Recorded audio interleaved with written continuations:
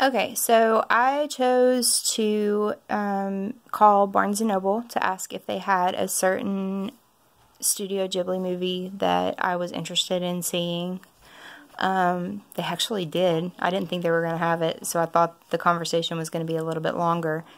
I chose to do it over the phone rather than in person because I don't believe that my physical acting skills would have made it look like I really had a stutter, and I was also afraid that someone listening may think that I was trying to imitate or make fun of someone who stutters. So I chose to do this assignment over the phone. I called and I asked the gentleman who answered whether they had the movie, and as soon as he realized that I was stuttering, his voice got very sympathetic and raised about an octave, and he went from, "Hello, this is Barnes & Noble, how may I help you?" to, "Oh, sure, let me check and see if we have that," which was kind of annoying, I think, if I were someone who stuttered, to hear that all the time, to hear people's tone change to, "Oh, you poor baby," kind of thing. But he was very nice, and I don't feel like he was trying to be dismissive or anything like that. He engaged with me. Prior to engaging in this activity, I was really worried that my stutter wouldn't be believable, and like I said, that someone would think I was making fun of people who stutter. The actual stuttering part, you guys know, I'm old. I don't care anymore what people think of me, but I don't want people to think that I'm insensitive. Physically, it actually, just that act of stuttering really does build up so much tension in your body that you feel a sense of relief when you finally spit out what you were trying to say. And that's something that I knew came along with stuttering, but I didn't really realize that it could be that closely tied to the stuttering itself.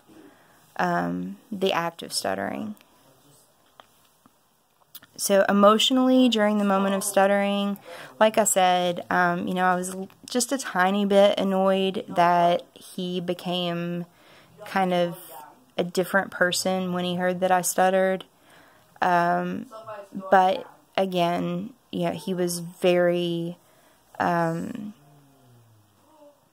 engaged. He didn't try to rush me or answer any of my questions or finish any of my sentences or anything for me.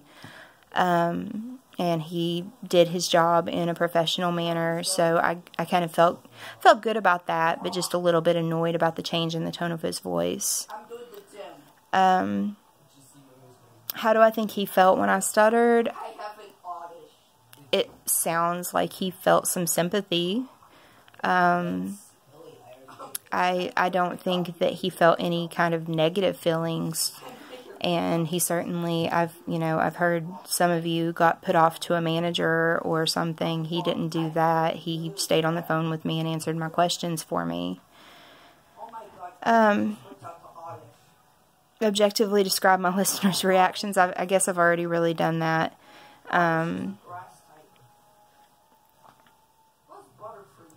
If I didn't see him, there were no long pauses or throat clearing. The only pause was when he was looking in the computer to see if they had the movie in stock. And then he came right back and gave me the movie and the prices and, wished me a good day.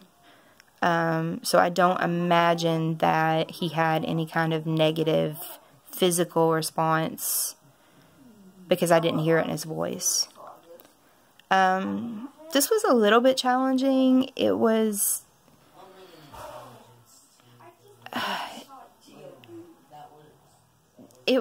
more challenging just because I didn't want to seem insensitive than it was because I didn't want to stutter in front of someone. The thing about thinking about this, though, is I have several clients at the VA who have functional disfluencies, and I have one that I'm seeing right now that refuses to let himself stutter. He's younger, just returned from his tour of duty, and he's developed what he knows is a psychogenic stutter. You know, it arises when he's nervous. So he has all these compensation techniques that he uses. Like, he talks really, really fast so that if he stutters, you don't notice. And if he feels himself getting ready to stutter, he will literally walk away from a conversation because he would rather be seen as rude than as a person who stutters, which the exact opposite is true for me. Comparing this to another event in my life, when I was in high school, I was so terrified of public speaking that my grade point average would have been much higher if I had let myself do oral presentations, because every oral presentation I was ever assigned, I just refused to do.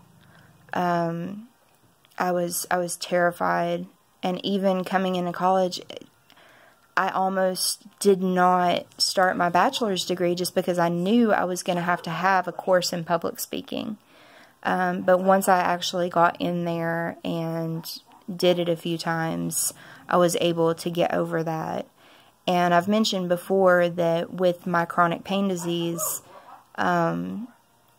sometimes when I'm having really bad flare-ups and really bad pain, I will stutter and have moments of anomia where I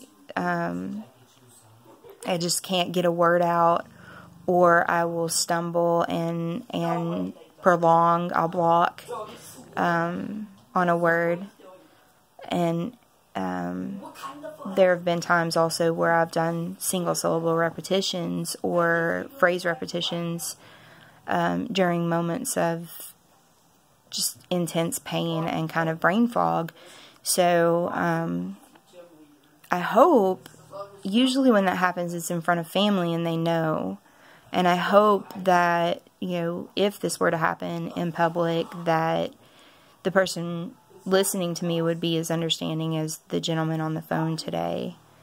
So yeah, this was a very interesting assignment, and I don't feel like I was making fun of anybody, so I guess that's a plus too.